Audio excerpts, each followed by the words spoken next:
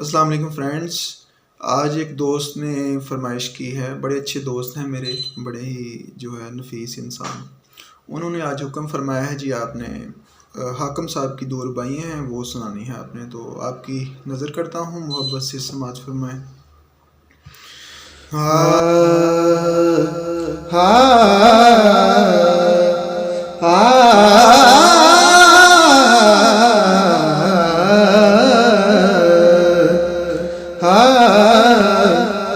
किसे होर दी जान नैना विच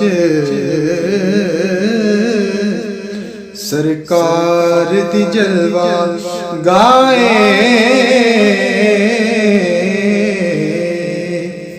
होवे याद न जिस विच सोने दी ओ सावी दस कोई साए होवे याद न जिस विच सोने दी ओ सावी दस कोई साए मैं हाकिम नहीं मैं नौकर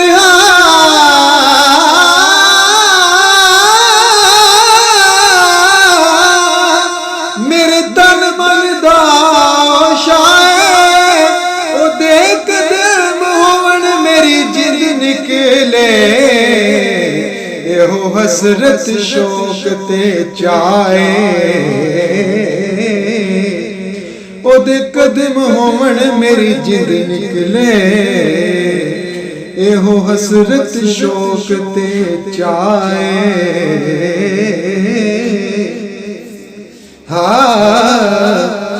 असा ताज ते तख्त नू की करना साडा ताज तेरी नाले ने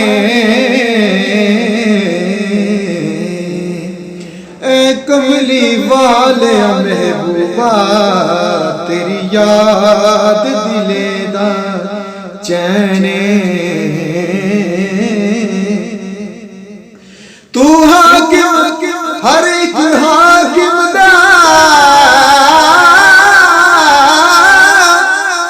एहो हर हाकिम दा कहने तेरे नाल दा सोना एक भी नहीं ओ सच कहना कसम हुसैने ओ तेरे नाल दा सोना एक भी नहीं सच कहना कसम हुसैने हाँ सोना तेरा शजरा सोना तेरा शजरा दावाए उशाका दा हाशम दिलदारा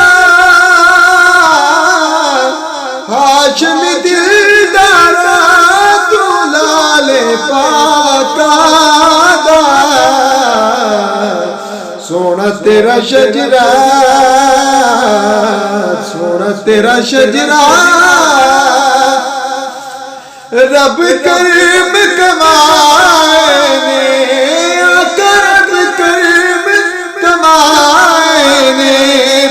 नाज अबू तालिब तेरे डेरे उठाए